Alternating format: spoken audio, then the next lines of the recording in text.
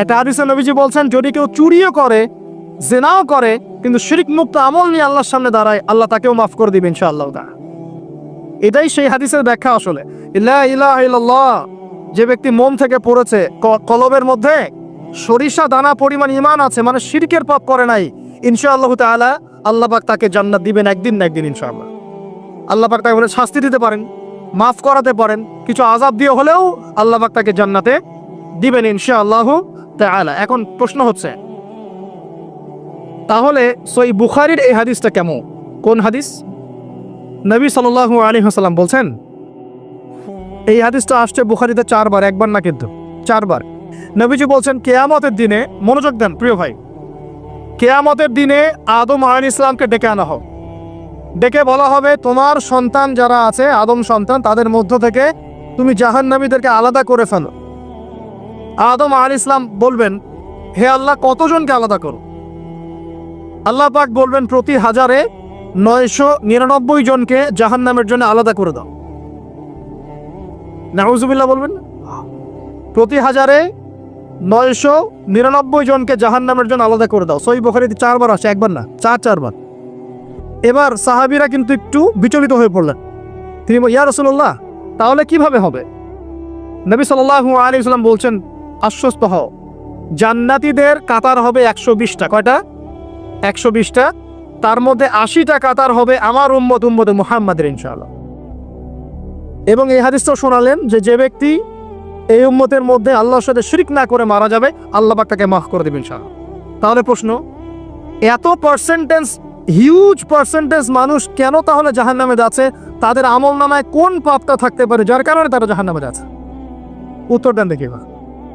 আল্লাহ পাক কিন্তু বলে দিয়েছেন, আল্লাহ পাক শিরক ছাড়া যে কোনো গুনাহ যাকে ইচ্ছা মাফ করতে পারেন। তাহলে এত বেশি মানুষ কেন জাহান্নামে যাচ্ছে? উত্তর, তাদের আমল নামায় কোন পাপ থাকতে পারে? শিরক। এবার আসেন, ইবলিস এবং তার অনুসারীরা উম্মতে মুহাম্মাদীকে বিভ্রান্ত করার জন্য এই শিরকের একটা ব্যাপক সয়লাব ছড়িয়ে দিয়েছে সমাজের মধ্যে। আমি খুব শর্ট করে বোঝাবো। আরেকটা হাদিস বলবো তার আগে আপনাকে, সেটা হলো, এই উম্মতের 70,000 মানুষ কিন্তু আবার বিনা হিসেবে জান্নাতে যাবে।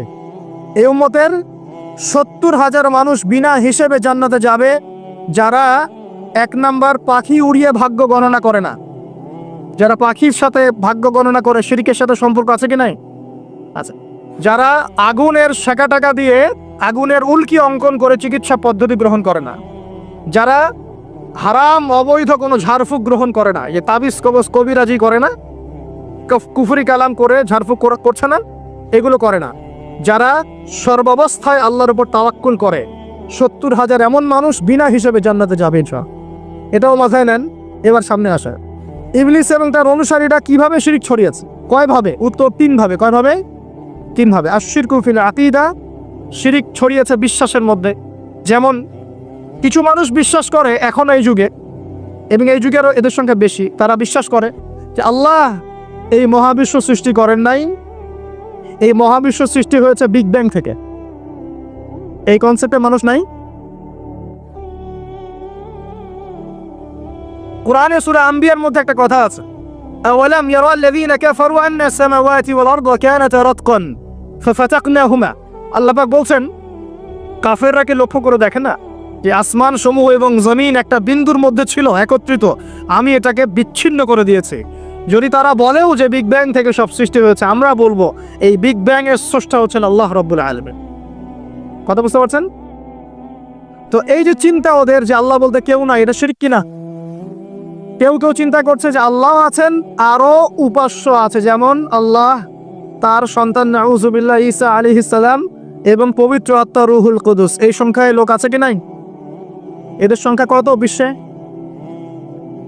300-400 কোটি হবে কিনা? না না, আরো কম হবে, হয়তো বেশি বলে ফেলছে। আরে কোটি তো হবেই, 100 কোটির তো বেশি হবে নাকি? সারা বিশ্বে মুসলিমদের সংখ্যা বেশি না খ্রিস্টানদের? খ্রিস্টানদের মধ্যে এক শ্রেণীর খ্রিস্টান, তারা সবাই বলে না, এক শ্রেণীর খ্রিস্টান বলে যে আল্লাহ 3 জন, 3 ইলায় বিশ্বাস করে, 3 খোদায় বিশ্বাস করেন।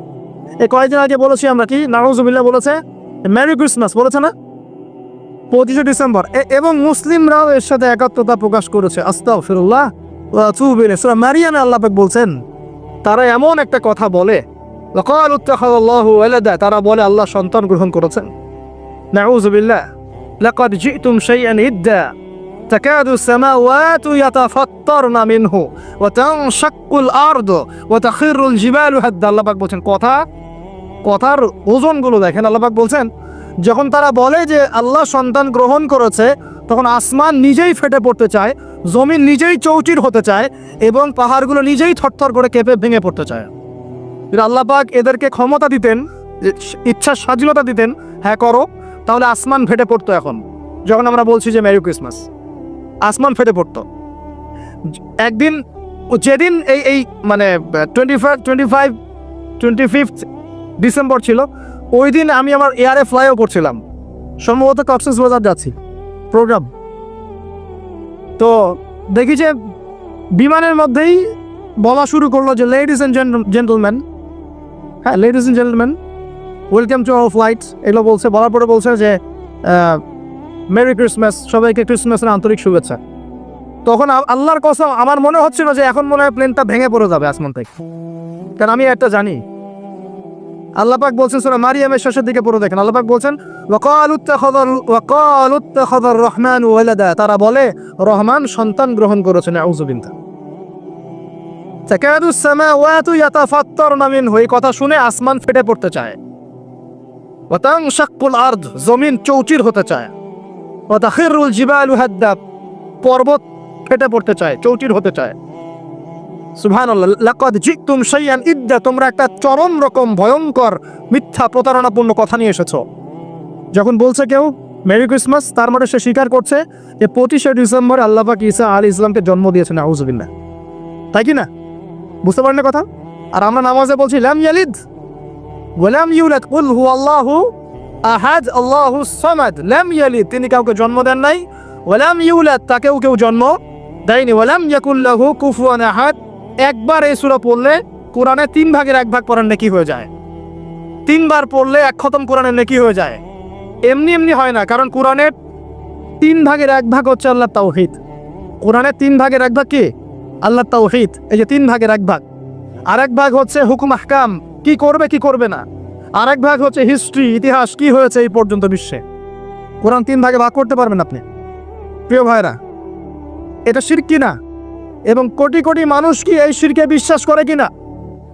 এখন ওই সমাজে গিয়ে যদি আপনি বলেন সামাজিকতার খাতিরে মেনে নিচ্ছি যে এটা শিরক, তারপরে আমি আপোষ করলাম, চলবে? এখন কিছু মানুষ সামাজিকতার দোহাই দেয়। সামাজিকতা কোন সমাজে? যে সমাজ আমাকে শিরক শেখায় ওই সমাজ, যে সমাজ আমাকে হারাম খাওয়া শেখায় সেই সমাজ, যে সমাজে মানুষ বেদাতি আমল করে সেই সমাজ। কোন সমাজের পূজা করবেন? কোন সমাজের ইত্তেবা করবেন? যেই সমাজ নবী সাল্লাল্লাহু আলাইহি ওয়াসাল্লামের আদলে গড়া সমাজ, সেই সমাজের আমরা তাবেদারি করব ইনশাআল্লাহ। আর যেই সমাজ জাহেলিয়াতের আদলে গড়া, সেই সমাজে তাবেদারি করতে হবে। আল্লাহ পাক বোঝার তৌফিক দান করুন। তো এই যে কিছু মানুষ এখানে শিরক করছে, তারপর কিছু মানুষ কি বলছে যে গ্রহ নক্ষত্র চন্দ্র সূর্যের উপাসনা করা যায়, করছে না মানুষ? কিছু মানুষ কবর পূজা করছে কিনা? করছে কিনা? কিছু মানুষ মাজারের পূজা করছে কিনা? কিছু মানুষ মৃত ব্যক্তির কাছে নজর মানত করে কিনা? কিছু মানুষ মৃত ব্যক্তির কাছে যে কুরবানি জবাই করে কিনা? কিছু মানুষ এই যে জাদুবিদ্যার চর্চা করছে কিনা? তারপরে যে ভাগ্য গণনা করছে কিনা রাশিফল দেখে? কিছু মানুষ টিয়া পাখির মাধ্যমে ভাগ্য গণনা করছে কিনা? প্রত্যেকটা রন্ধ্রে রন্ধ্রে শিরক। প্রথম শিরক হচ্ছে আকীদার, বিশ্বাসের। আল্লাহ ছাড়া কেউ সন্তান দিতে পারে বিশ্বাস করলে শিরক। আল্লাহ ছাড়া কেউ আমাকে পরকালে বাঁচাবে বিশ্বাস করলে শিরক। আল্লাহ ছাড়া কেউ আমাকে ভালো করতে পারে বিশ্বাস করলে শিরক। খারাপ করতে পারে বিশ্বাস করলে শিরক। আল্লাহ ছাড়া কেউ অপকার করতে পারে বিশ্বাস করলে শিরক। আল্লাহ থেকে সব হয়, এই কনসেপ্টের বাইরে গেলেই শিরক হয়ে যাবে। সবকিছু কার থেকে হয়? তো এই যে লা ইলাহা ইল্লাল্লাহ একটা আকীদার বিষয়ে, প্রথমে আকীদার মধ্যে শিরক ঢুকেছে। একটা শিরক ঢুকেছে আমলের মধ্যে, আর শিরকু ফিল আমাল, আমলগুলোর মধ্যে। কিরকম? এই যে আল্লাহ বাদ দিয়ে অন্য কাউকে সেজদা করা, আল্লাহ বাদ দিয়ে অন্য কারোর জন্য নজর মানত করা, আল্লাহ বাদ দিয়ে অন্য কারোর জন্য যে আপনি কুরবানি করছেন, হ্যাঁ আল্লাহ ছাড়া অন্য কারোর কাছে দোয়া করছেন, সবই শিরক। এই যে আপনি হাতের মধ্যে একটা বালা পরে আছে, বালাটা খুলতে বললে খোলেন না। কেন খোলেন না? আপনার ধারণা এটা খুলে ফেললে আপনার ক্ষতি হবে, রোগ আর ভালো হবে না। এই যে আকীদা, শিরকি আকীদা, শিরকি আকীদা, টাটকা শিরকি আকীদাটা যদি মনে করেন যে এটা খুললে, এই যে আংটি একটা পরেছেন মনে করেন, এই নিয়াতে পরে থাকেন যে এই আংটি পরার পরে আমার রোগ ভালো হবে, টাটকা শিরক এটা। এমনি যদি পড়েন সৌন্দর্য বর্ধনের জন্য পড়েছি, কোনো সমস্যা নাই, ইন্নামাল আমালু বিন্নিয়াত। কিন্তু যদি এই নিয়াতে পড়েন এই আংটিটা পড়লে আমার রোগটা ভালো হবে, খুললে আর রোগ ভালো হবে না, ব্যাস শিরক হয়ে গেছে। তারপরে বিয়ে হচ্ছে না, তাবিজ করতেছে, তাবিজ করলে বিয়ে হবে, শিরক হয়ে গেল। আবার একজন একজনকে ভালোবাসে, অবৈধ ভালোবাসা, বৈধটা না অবৈধটা। এখন তার আবার বিয়ে ঠিক হয়েছে এক জায়গায়, এই বিয়ে সে ভাঙাবে, কবিরাজের কাছে গিয়ে বিয়ে ভাঙানি করতেছে, চালাচালি করতেছে, নকশা আঁকতেছে, করে না? স্বামী স্ত্রীর কথা শোনে না, স্ত্রী চলে গেছে কবিরাজের কাছে, গিয়ে বলছে আমার স্বামী আমার কথা শোনে না, তাবিজ করবো, তাবিজ দেন। স্বামী ঘুমায়, বালিশের নিচে দেখে তাবিজ। আছেন এরকম কুফরি কালা? সবই সে, কেউ জাদুবিদ্যার চর্চা করতেছে মানুষ এখন। এবং বিশ্বাস করেন, আমি একটা নিউজ দিই আপনাদেরকে, এখন বিশ্বের একটা অংশের মানুষ সত্যি সত্যি ব্ল্যাক ম্যাজিক বা কালো জাদু করে। ব্ল্যাক ম্যাজিক বা কালো জাদুর চর্চা হচ্ছে, আবার নতুন করে বিশ্বে কালো জাদুর চর্চা হচ্ছে। এবং এর সাথে কিন্তু জিউসরা সম্পৃক্ত আছে। কারা সম্পৃক্ত? ওই যে যারা প্যালেস্টাইন কেড়ে নিয়েছে ওরাও সম্পৃক্ত আছে। তো খেয়াল রাখতে হবে এগুলো থেকে বাঁচার জন্য কি করব? বাঁচার জন্য প্রতিদিন 5 ওয়াক্ত নামাজ, পবিত্র অবস্থায় থাকার চেষ্টা করা, সকাল সন্ধ্যার মাসনুন দোয়া কালামগুলো পড়বেন হিসনুল মুসলিম বই থেকে। আর এই যে আপনার কোরআন তেলাওয়াত, ডেইলি একটু করে কোরআন তেলাওয়াত করলে ইনশাল্লাহ এই ধরনের চোখ লাগা, বদনজর, জাদুটোনা সব কিছু পরাজিত হয়ে যাবে ইনশাআল্লাহ তাআলা। বহু মানুষ জিনের উপাসনা শুরু করেছে, হ্যাঁ, জিন তাবে করছে, জিনকে দিয়ে কাজ করাচ্ছে। এগুলো তো সায়েন্স বিশ্বাস করে না, করে? জিন জাতির অস্তিত্ব আছে কি নাই? ওমা খলাকতুল জিন্না ওয়াল ইনসা, আল্লাহ পাক বলছেন ওমা খলাকতুল জিন্না ওয়াল ইনসা, আমি জিন আর মানুষকে সৃষ্টি করেছি কি জন্যে? ইল্লা লিয়াবুদুন, আমার ইবাদত করার জন্য। আমাদের সবার সাথেই একটা করে শয়তান জিন আছে, আছে না নাই? আছে। বাথরুমে যান না, বাথরুমে যাওয়ার সময় কি দোয়া পড়েন? আল্লাহুম্মা ইন্নী আউযু বিকা মিনাল খুবসি আর খাবাইস, মানে কি? খুবসি আর খাবাইস মানে কি? দুষ্ট নোংরা জিন, শয়তান।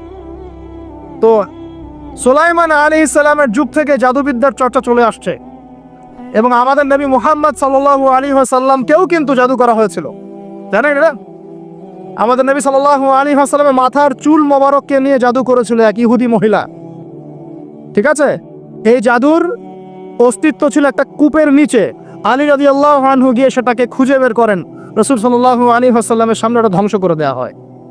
এরপরে এই সময় নাজিল হয় কুল আউযু বিরাব্বিল ফালাক মিন শাররি মা খালাক ওয়া মিন শাররি গাসিকিন ইযা ওয়াকাব ওয়া মিন শাররিন নাফাসাতি ফিল উকাদ। এটা হচ্ছে জাদুর আয়াত, ওয়া মিন শাররিন নাফাসাতি ফিল উকাদ ওয়া মিন শাররি হাসিদিন ইযা হাসাদ। এবার নাজিল হয় কুল আউযু বিরাব্বিন নাস মালিকিন নাস ইলাহিন নাস মিন শাররিল ওয়াসওয়াসিল খান্নাস আল্লাযী ইউওয়াসউইসু ফি সুদুরিন নাস মিনাল জিন্নাতি ওয়ান নাস। এই সূরা দুটো নাজিল হয় এই ঘটনার প্রেক্ষিতেই। আমরা তো শানে রাসূল অনেকে জানি না। তো এইগুলো এখন শিরকি আকীদা আমাদের সমাজে চলছে। আবার একটা কি, কথার মধ্যে শিরক চলছে, কথা। আমরা বলছি আমরাই সমস্ত ক্ষমতার অধিকারী, বলছে কি না? এরকম কথা শোনা যায় না? আর তাবারাকাল্লাযী বিয়াদিহিল মুলক মানে কি?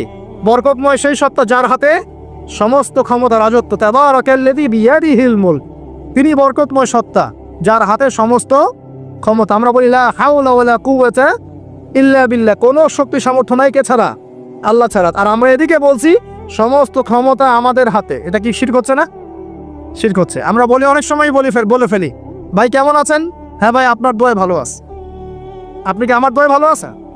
আপনাকে বলতে হবে যে আলহামদুলিল্লাহ, আল্লাহর ইচ্ছায়, অতঃপর আপনার দোয়ায় ভালো আছে। কথা খুব সাবধানে, আলহামদুলিল্লাহ আল্লাহর ইচ্ছায় এবং অতঃপর আপনার দোয়ায় ভালো আছে। অতঃপর বলতে হবে, অতঃপর, এবং না, অতঃপর। বলছে মা কেমন আছে? ভালো আছে, ডাক্তার ভালো ছিল, না হলে মাকে বাঁচানো যেত না, ব্যাস শিরক হয়ে গেল। বলছে নৌকাটা ডুবে যাচ্ছিল, মাঝি ভালো ছিল, না হলে নৌকা ডুবে যেত। ড্রাইভারটা ভালো ছিল, না হলে রাস্তা নির্ঘাত অ্যাক্সিডেন্ট হইতো। এইটা কথা আমরা চলতে ফিরতে শিরক করতেছি। এই যে মেয়ে ছেলেরা বল তোমাকে ছাড়া বাঁচবো না, বেঁচে থাকে কি হবে আপনার? যদি একটা মেয়ের জন্য জীবন দিয়ে দেন, তাহলে আল্লাহর জমিনে আপনি আল্লাহর জন্য কি করবেন? তো এই যে অনেক গানও আছে, দেখবেন অনেক গানের লিরিক্সগুলো, ম্যাক্সিমাম গানের লিরিক্সের মধ্যে দেখবেন শিরকি কথা আছে। খেয়াল করে দেখবেন, ম্যাক্সিমাম গানের লিরিক্সের মধ্যে শিরকি কথা আছে। কিন্তু আপনারা একটু খেয়াল করে দেখবেন, অনেক গানের লিরিক্স আছে এগুলো কিন্তু শিরকি কথা, আল্লাহর সাথে দ্রোহিতা হচ্ছে কি না? তো এই কথায় তিনটা ক্ষেত্র বললাম, কথায়, কাজে এবং চিন্তায়, এই তিনটা ক্ষেত্রে মুসলিম সমাজের মধ্যে এখন শিরক বিরাজ করছে। এটা আমাদের উম্মতের সবচেয়ে বড় সমস্যা এখন। আল্লাহ পাক আমাদের সবাইকে শিরক মুক্ত আমল করা তৌফিক এনায়েত করুন। সকলে বলি আমি। তাহলে কি করতে হবে? আমি কয়েকটা বই পড়ার পরামর্শ দিচ্ছি। কিতাবুত তাওহীদ একটা বই আছে, শিরক সম্পর্কে অনেক বিস্তারিত আলোচনা করা আছে, এটা পড়তে পারেন। তারপরে কোরআন সুন্নাহর আলোকে ইসলামী আকীদা একটা বই আছে, এটা পড়তে পারেন। আকীদা তাহাভিয়াটা পড়তে পারেন। আর শিরক সম্পর্কে আরও অনেক বইপত্র বাজারে বের হয়েছে, শিরক কী ও কেন ইত্যাদি টাইপের। এগুলো পড়লে আপনি শিরকের ধারণা পাবেন ইনশাআল্লাহ তাআলা। আল্লাহ পাক আমাদের সবাইকে শিরক মুক্ত আমল করার তৌফিক এনায়েত করুন। সকলেই বলি আমিন। আর একটা কথা বলি শিরক সম্পর্কে, সেটা হলো আধুনিক সময়ে কিন্তু নতুন একটা শিরক চালু হয়েছে, এটা শুনে রাখেন। সেটা কি? আল্লাহর যত হালাল আছে এগুলোকে মানুষ হারাম করছে দিন দিন, আর আল্লাহ পাকের হারামগুলোকে হালাল করছে দিন দিন। এটা কিন্তু একটা শিরকি আকীদা, এটাও কিন্তু শিরক, জানেন? ইত্তাখাযু আহবারহুম ওয়া রুহবানাহুম আরবাবা মিন দুনিল্লাহ। তারা ধর্মনেতা এবং সমাজ নেতাদেরকে রবের আসনে বসিয়েছিল। এখন আদী ইবনে হাতেম তিনি বলছেন রাদিয়াল্লাহু আনহু যে আমরা তো আমাদের ধর্মনেতা বা সামাজিক নেতাদের তো পূজা করি না।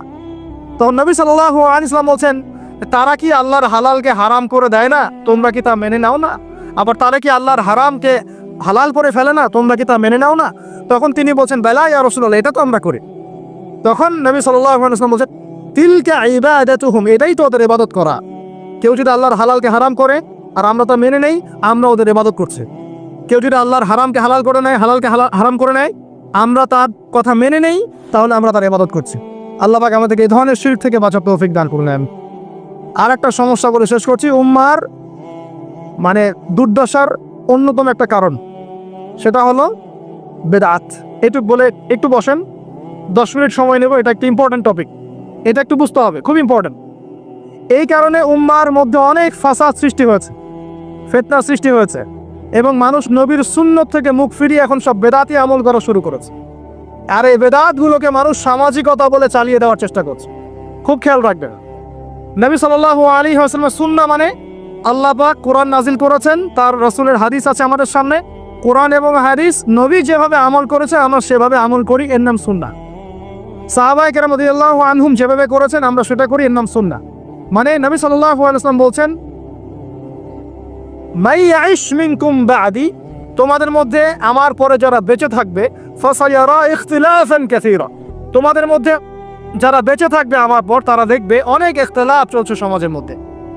তো আলাইকুম বিসুন্নতি ওয়া সুন্নতি খুলাফায়ে রাশিদিন মাহদিন মিন বাদি, তখন তোমাদের কাজ হবে আমার সুন্নতকে আঁকড়ে ধরে থাকা এবং আমার হেদায়েতপ্রাপ্ত খোলাফায়ে রাশিদা সাহাবায়ে কেরাম তাদের সুন্নতকে আঁকড়ে ধরে থাকা। এই সুন্নতের বাইরে যে কোনো কাজ, যে কোনো আকীদা, যে কোনো মতবাদ, এগুলো সবই বেদাত বলে গণ্য হবে। আল্লাহ পাক আমাদেরকে বোঝার তৌফিক দান করুন। যেমন তাওহীদে থাকতে হবে, শিরক করা যাবে না, ঠিক তেমনি সুন্নতে থাকতে হবে, বেদাত করা যাবে না। সুন্নত কেমন? নবী সাল্লাল্লাহু আলাইহি ওয়াসাল্লাম ঘুমিয়েছেন যেভাবে, সেইভাবে ঘুমাবো সুন্নত। নবীজি ঘুমিয়েছেন, ঘুমানোর আগে ওযু করেছেন, ডান দিকে কাত হয়েছেন, আল্লাহ নবী ইসমিকে আমুতু আহিয়া বলেছেন, সূরা মুল্ক তেলাওয়াত করেছেন, পারলে আপনি করবেন। আয়াতুল কুরসি পড়েছেন, সূরা বাকারার শেষের 3টা আয়াত পড়েছেন, 33 বার সুবহানাল্লাহ, 33 বার আলহামদুলিল্লাহ, 34 বার আল্লাহু আকবার পড়েছেন, ঘুমিয়ে গেছেন। এখন যদি নবীর সুন্নাহ মতো ঘুমাই, এই ঘুমটাও নেকির কাজ হবে ইনশাআল্লাহ। এখন যদি ঘুমানোর নতুন কোনো তরিকা আমি বের করি, তাহলে নবীর সুন্নতের বাইরে বেদাত হয়ে যায়। বেদাত শব্দের অর্থ হচ্ছে নতুন আবিষ্কার। একটু মনোযোগ দেন প্লিজ, একটু বসেন, এইটুকু শেষ করে দিচ্ছে। বেদাত শব্দের অর্থ হচ্ছে নতুন আবিষ্কার। সুন্নাহ মানে যেমন আদর্শ, রীতি, আল্লাহ পাকেরও সুন্নত আছে, নবী সাল্লাল্লাহু আলাইহি ওয়াসাল্লামেরও সুন্নত আছে, আমরা তার সুন্নত মেনে জীবন করবো ইনশাআল্লাহ। আল্লাহ পাক তৌফিক দান করুন। ঠিক তাওহীদের বিপরীত যেমন শিরক থাকে, সুন্নতের বিপরীত থাকে কি? বেদাত, মানে নতুন আবিষ্কার। এটাকে 2 ভাগে ভাগ করা যায়, খেয়াল করি একটু আমার দিকে। কয় ভাগে ভাগ করা যায়? 2 ভাগ। একটা হচ্ছে দুনিয়াবি ক্ষেত্রে নতুন আবিষ্কার, একটা দিনের ক্ষেত্রে নতুন আবিষ্কার। দুনিয়াবি ক্ষেত্রে মানে কি? এই যে মোবাইল ফোন আপনার হাতে আছে, এই মোবাইল ফোন কি রাসূলের যুগে ছিল? সাহাবীদের যুগে ছিল? এই যে লাইটিং করেছি, নবীর যুগে এরকম লাইট ছিল? মাইকে কথা বলছি, নবীর যুগে মাইক ছিল? এরোপ্লেন, আমরা এয়ারক্রাফটে সফর করছি, নবীর যুগে এয়ারক্রাফট ছিল? খেয়াল করে দেখেন, আমরা যখন বাহনে উঠছি, আমরা বাহনে উঠে দোয়া পড়ছি, আল্লাহু আকবার, আল্লাহু আকবার, আল্লাহু আকবার, সুবহানাল্লাযী সাখখারা লানা হাযা ওয়া মা কুন্না লাহু মুকরিনিন ওয়া ইন্না ইলা রাব্বিনা লামুনকালিবুন। এই দোয়া বদলে গেছে না যায় নাই? দোয়াটা কি বদলেছে? এই দোয়াটা নবী সাল্লাল্লাহু আলাইহি ওয়াসাল্লাম গাধার পিঠে উঠে পড়েছেন, ঘোড়ার পিঠে উঠে পড়েছেন, ওই সময়কার সমসাময়িক বাহনের পিঠে উঠে পড়েছেন। আমরা এ যুগের সমসাময়িক বাহনের পিঠে উঠে একই দোয়া পড়ছি। দোয়া কি চেঞ্জ হয়েছে না বাহন চেঞ্জ হয়েছে? এই যে বাহন যে পরিবর্তন হয়েছে, এটা টেকনোলজি না, প্রযুক্তি, টেকনোলজি। এটা হচ্ছে দুনিয়ার ক্ষেত্রে বেদাত, যেটা সম্পূর্ণ জায়েজ। কথা বুঝতে পারছেন? এটা সম্পূর্ণ জায়েজ যতক্ষণ পর্যন্ত না স্পষ্ট কোনো দলিল পাওয়া যাচ্ছে এটার এই ক্ষেত্রে কেমন। নবী সাল্লাল্লাহু আলাইহি ওয়াসাল্লাম বলছেন, মান আহদাসা ফি আমরিনা হাযা, সহিহ মুসলিম হাদিস নাম্বার 1718। নবীজি বলছেন, মান আহদাসা ফি আমরিনা হাযা মা লাইসা মিনহু ফাহুয়া রাদ।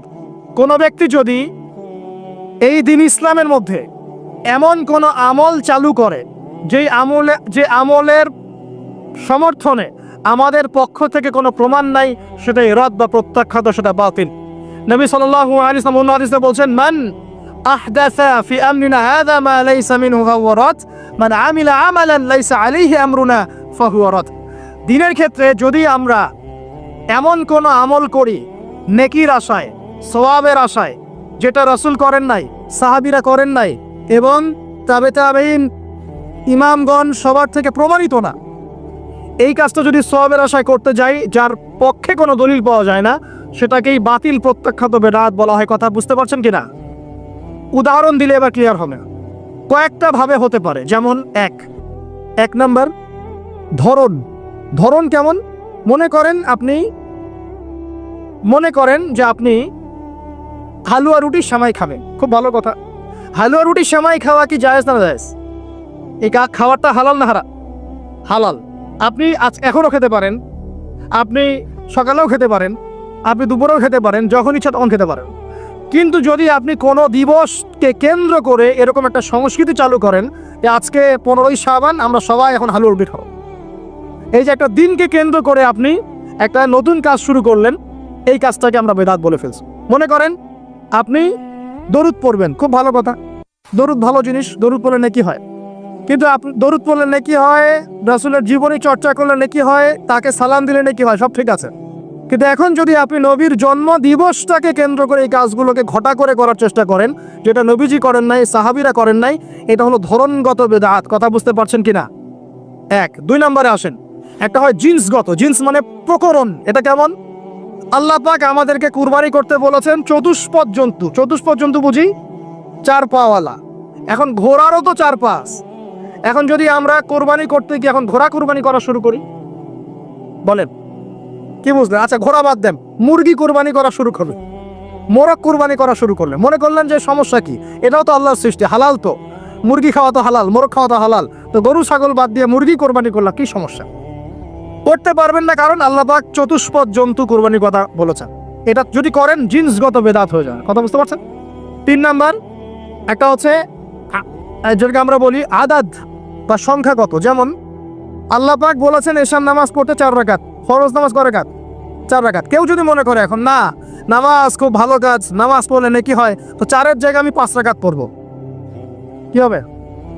ফজরের নামাজ 2 রাকাত ফরজ। আর কেউ যদি মনে করে নামাজ তো খুব ভালো জিনিস, ভালো কাজ করলে কি সমস্যা? নামাজ তো পড়লে নেকি হয়, 2 রাকাত পড়লে নেকি হয়, 4 রাকাত পড়লে আরো বেশি নেকি হয়। আর 4 রাকাত পড়া শুরু করলো, কি হবে? গ্রহণযোগ্য না বাতিল?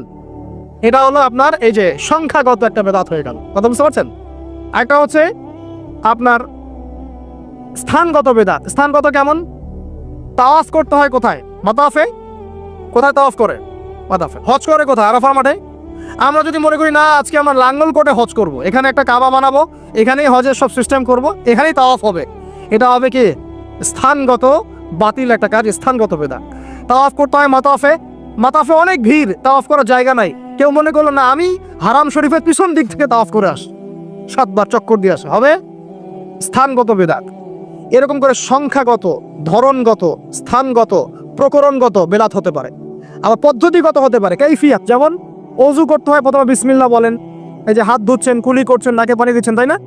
তারপরে কোনোই ধুচ্ছেন, আস্তে আস্তে পা ধুচ্ছেন। এখন আপনি চিন্তা করলেন যে ওযু তো ওযুই, হাত ধোয়া পা ধোয়া নিয়েই কথা, আমি আগে পাটা ধুই, তারপরে মাথা মাসা করে, তারপরে হাত ধুবো কোনি পর্যন্ত, তারপরে কুলি করে ওযু মাশাআল্লাহ সারা। পদ্ধতি নতুন বানালেন, এটা কি হবে? পদ্ধতিগত বেদাত। বেদাতের কেন করে মানুষ? অজ্ঞতাবশত, হঠকারিতাবশত, দলিল না থাকার কারণে, জাল দলিল পেশ করার কারণে। কেন মানুষ করে? মানুষ করে দুনিয়ার স্বার্থগত কারণে, লৌকিকতার কারণে, মানুষকে সন্তুষ্ট করার কারণে। কি পরিণতি হবে? 2-4টা হাদিস বলে শেষ করছে। একটু শোনেন, নবী সাল্লাল্লাহু আলাইহি ওয়াসাল্লাম বলছেন, আমি সবার আগে হাউজে কাউসারে যাব, যাওয়ার পরে আমি তোমাদের জন্য অপেক্ষা করতে থাকবো, আর মানুষ আমার সামন দিয়ে চলে যাবে। মান মাররা আলাইয়া শারিবা, যে আমার সামন দিয়ে যাবে সে এই হাউজে কাউসারের পানি পাবে আমার কাছে। ফামান শারিবা লাম ইয়াজমা আবাদা, কেউ যদি একবার পান করে সে কখনো পিপাসার্ত হবে না।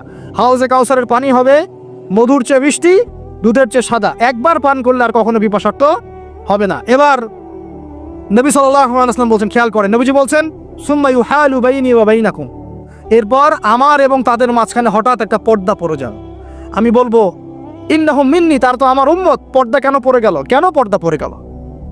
নবী সাল্লাল্লাহু আলাইহি ওয়াসাল্লামকে বলা হবে, ইন্নাকা লা তাদরি, ইন্নাকা লা তাদরি, হে নবী আপনি জানেন না, মা আহদাসু বা'দাক, তারা আপনার ইন্তেকালের পরে দিনের মধ্যে কত নতুন নতুন বেদাত, আমল এবং আকীদা চালু করেছিল, আপনি জানেন না।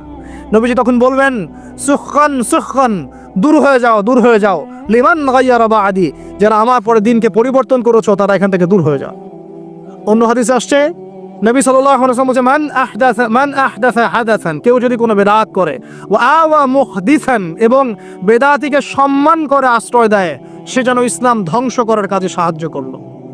এক হাদিসে বলছেন, ফাআলাইহি লানাতুল্লাহি ওয়া মালাইকাতিহি ওয়ান নাসি আজমাইন, কেউ যদি বেদাত করে, বেদাতিকে আশ্রয় দেয়, তাকে সম্মান করে, তার উপরে আল্লাহ এবং তার ফেরেশতা এবং পুরো মানব জাতির লানত অভিশাপ আছে। আর হাদিসে নবীজি বলছেন, 3 জন ব্যক্তি আসছে তার আমল দেখতে।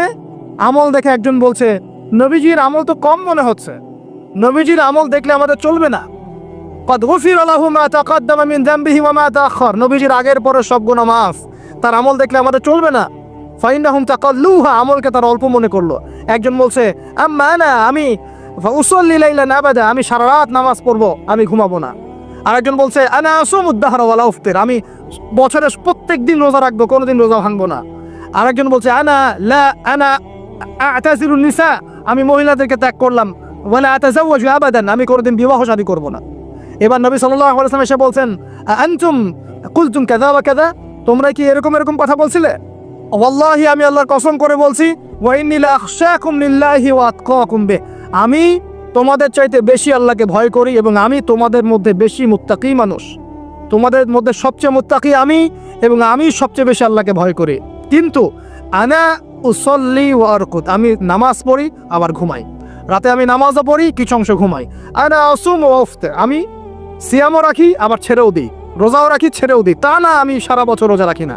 আনা আতাজাওয়াজু নিসা, আমি যে বিয়ে শাদী করেছি, আমার স্ত্রীরা আছে, আমার একাধিক স্ত্রী আছে।